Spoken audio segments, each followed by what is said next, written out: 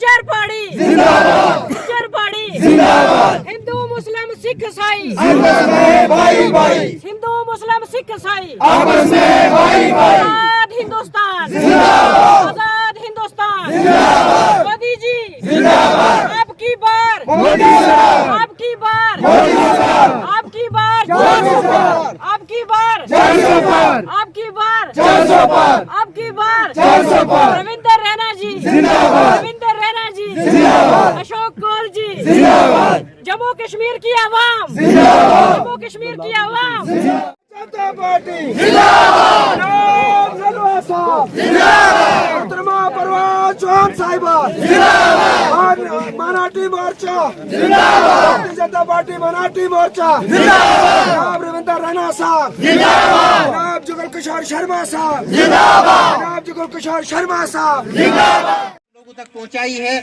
लेकिन मैं आपसे गुजारिश करता हूं इन चीजों पर आप ध्यान दें। और हमारे रोड की बहुत खस्ता हालत है। एक हमारा लीडर तकरीर कर रहा था, मैं नाम नहीं लूंगा, तो सारे साथी यहाँ और भी बोलने वाले हैं। मुझे अपने लीडर से गुजारिश करता हूँ कि वो यहाँ की आवाम को आप बेवकूफ नहीं बनाए।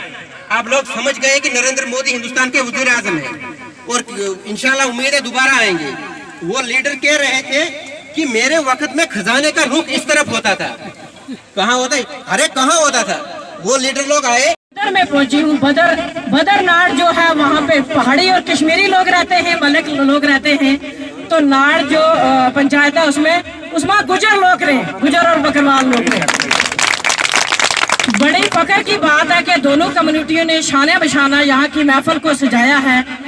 मैं मुबारकबाद देती हूँ उन लोगों को कि ये इस मुश्किल रास्ते से गुजर के पैदल यहाँ आए। मैं गाड़ी चला के वहां से आई हूँ तो मेरी बस हो गई है। इस आवाम को मैं मुबारकबाद देना चाहती हूँ कि जिस दुखों और मुसीबतों में, और मुझे जो भी रास्ते में आदमी मिला है उसके कॉलर पे कम से कम भी 4-4 किलो मैल है। ये मैल इसलिए है कि जो एनसीपीडीपी कांग्रेस के चमचे यहाँ पे रहे, 70 साल से हमें एनसीपीडीपी कांग्रेस वालों ने सिर्फ वोट बैंक आपको गुजर क्या पहाड़ी सबको, आपको कश्मीरियों को वोट बैंक के लिए आप लोगों को इस्तेमाल किया।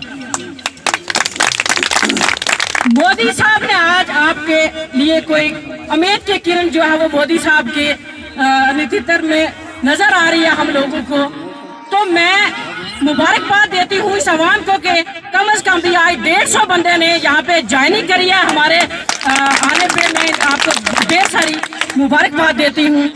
मैं आज आई हूँ आपके पास, हमारे प्रेसिडेंट साहब नलवा जी आज आए हैं आपके पास। इंशाअल्लाह हम पहले नहीं आए और हम वहाँ आएंगे जहाँ आपके जो जीते हुए लीडर थे वो नहीं आए।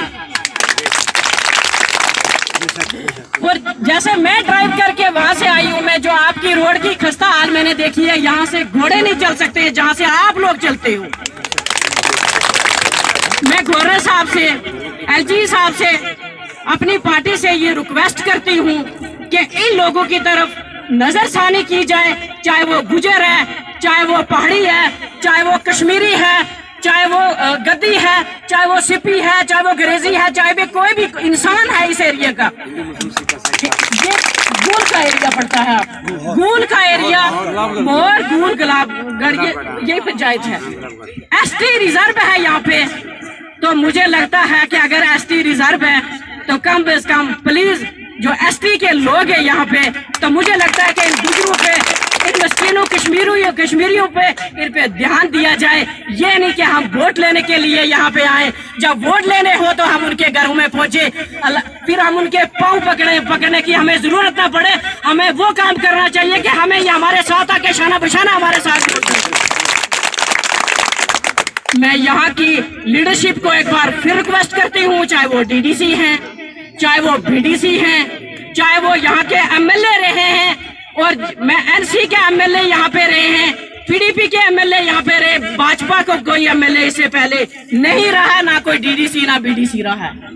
अगर आप लोग हमारा साथ देंगे इंशाल्लाह, से हमारी लोरन है पुंछ में, सॉरी, जैसे हमारी लोरन पुंछ, वहां पे इतना अच्छा एरिया, मुझे अपनी पुंछ की फीलिंग जो है, पुंछ की फीलिंग मुझे जो हुई है वहां पे यहाँ आके, और मुझे इतना अच्छा लगा है कि यहाँ टूरिज्म आ सकता है, यहाँ पे इतनी अच्छी जगह है, इतना टूरिज्म प्लेस है। तो मुझे लगता है कि इन जो हमारे लीडर हजरात हैं तो कहीं न कहीं तो इनकी चूक रही है। मुझे यहाँ आज देख के ऐसा लग रहा है कि हमारे लोगों ने बहुत मुश्किलें झांकी हैं, क्योंकि इनके लिबास से मुझे लग रहा है, इनके लिबास से लग रहा है मुझे कि ये कितने तंग दस्ती में जी रहे हैं।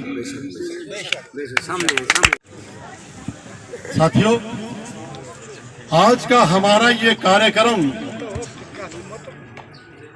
हमारा स्नेह संवाद का कार्यक्रम लास्ट 20 दिनों से चल रहा है। तो आज हमने वो स्नेह संवाद का कार्यक्रम संपन्न किया, तो उसी के सिलसिले में हमारा आज का जो कार्यक्रम है स्नेह संवाद सम्मेलन, जिसके लिए हम यहाँ आए हैं। यहाँ के प्रेसिडेंट साहब मुश्ताक साहब और यहाँ के प्रभारी जावेद साहब, इन्होंने मुझे कहा कि ये जो कार्यक्रम करना है तो यहीं पे आपको चलना पड़ेगा, बदर में। यह मल्क मार्केट है। तो जब मैंने पूछा कि ये कितनी दूर है, तो मैं कल कोल साहब के पास बैठा था, तो कहने लगे नलवा साहब आपका कल प्रोग्राम है, कल कार्यक्रम है आपका वहाँ पे। तो मैंने कहा जी मैं कल सुबह जा रहा हूँ। तो उन्होंने कहा कि वो बहुत दूर है, अच्छा रहेगा आप शाम को निकल जाएं, रात को रियासी में रुकें तो सुबह चले जाएं। तो साथियों, हम जैसे पहले ही तय कर चुके थे कि आज सुबह ही आएंगे, तो जब हमें पता चला कि ये इतनी दूर है, हमारी मैडम प्रवेश साहिबा ये भी तैयार थी, तो हम सुबह 4 बजे निकले यहाँ आने के लिए। मैंने कहा मैं जरूर उस जगह जाऊंगा, उस जगह जाके देखूंगा, अगर उनकी प्रॉब्लम समझनी है तो मुझे उसी जगह जाना पड़ेगा। तो इसलिए मैं वहां से सुबह 4 बजे चला था, तो आपके पास यहाँ पहुंचा।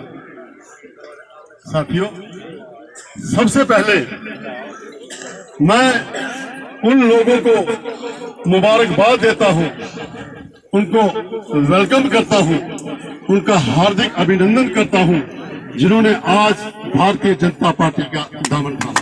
भारतीय जनता पार्टी। साथियों, कल्याणकारी नीतियां,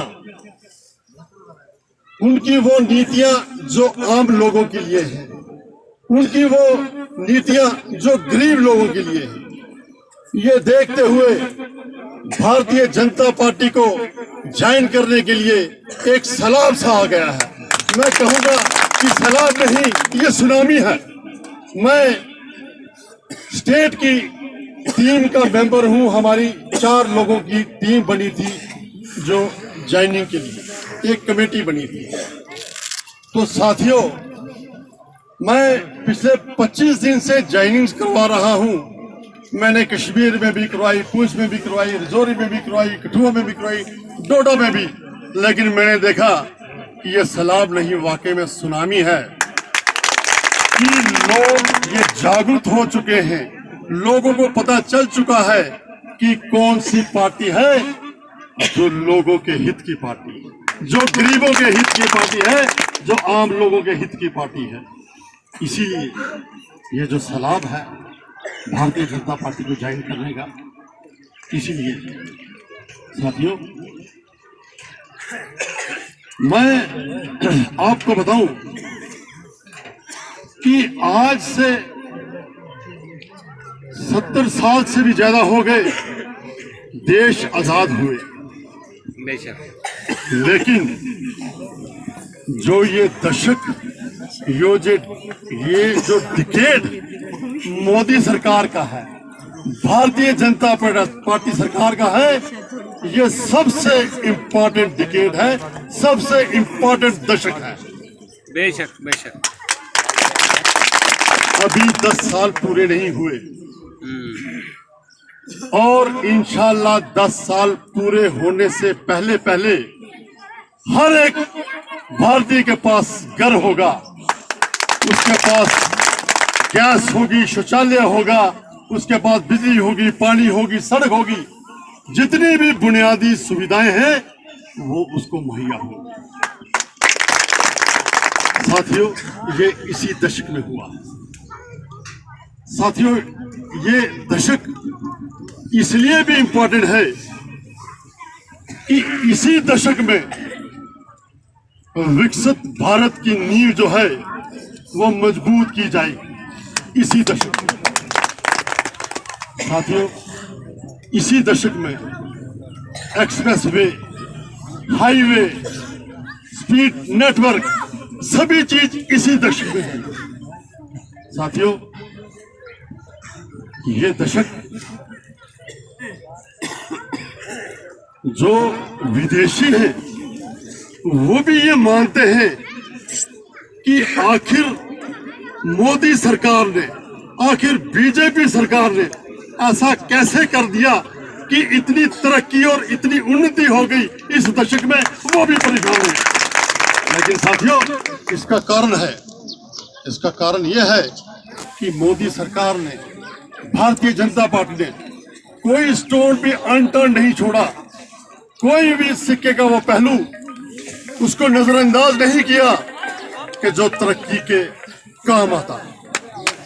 साथियों, यही कारण है और यही भारतीय जनता पार्टी की मेहनत, उनकी ईमानदारी और अथक मेहनत और लगन का नतीजा है कि आज हम इस दशक को सुनहरी दशक भी कह सकते हैं। साथियों,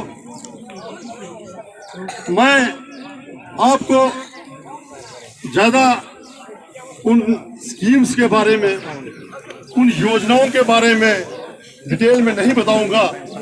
अगर मैं आपको यह बताना शुरू करूंगा तो मुझे लगता है कि शाम पड़ जाएगी। इतनी स्कीम्स हमारी मोदी सरकार ने लोगों के लिए लाई है कि उसको अगर बोलना चाहे, बताना चाहे तो दोपहर से हमें शाम हो जाएगी।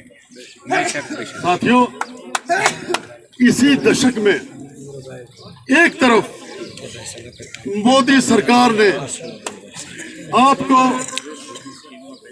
वो आधुनिक इंफ्रास्ट्रक्चर दिया, उसमें अनगिनत पैसा खर्च किया, तो दूसरी तरफ मोदी सरकार ने गरीबों को घर दिए, गरीबों को मुफ्त राशन दिया, गरीबों को मुफ्त इलाज दिया।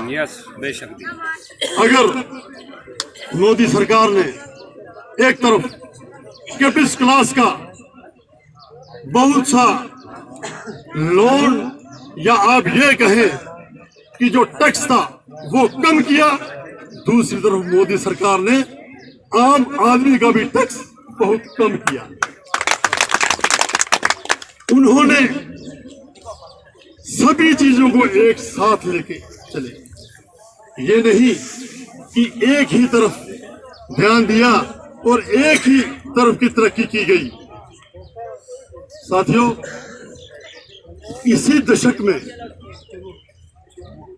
जब पूरे वर्ल्ड में किसी एक्सपर्ट की ये ओपिनियन थी कि वर्ल्ड वॉर सेकंड के बाद जो और किस हालात में हम अपनी गाड़ी लेके आए, तो जावेद जी ने मुझे कहा था कि आप चलिए, कुछ चीजें आप वहां चल के ही देख सकेंगे, यहां से आप बोल नहीं जा सकती।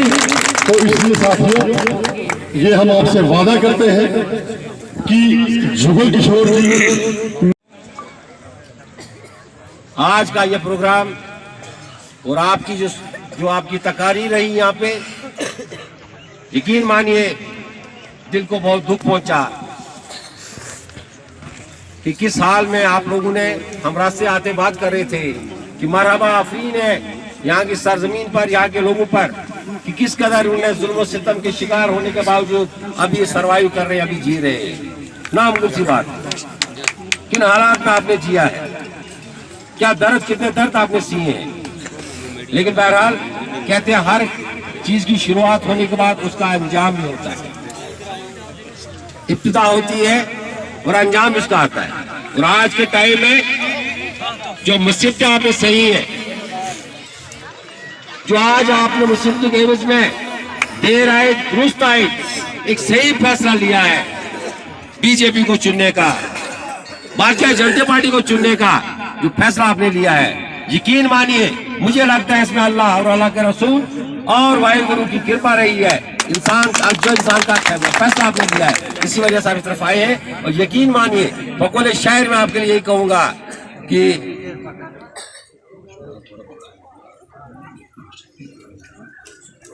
भी हो मंजूर होना चाहिए, फैसला जो कुछ भी हो मंजूर होना चाहिए, जंग हो या इश्क हो भरपूर होना चाहिए।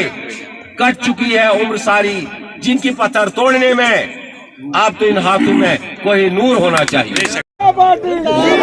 मोहतरमा परवाज साहिबा जिंदाबाद, मोहतरमा परवाज साहिबा जिंदाबाद, जनाब जावेद राणा साहब जिंदाबाद, जनाब जावेद राणा साहब जिंदाबाद।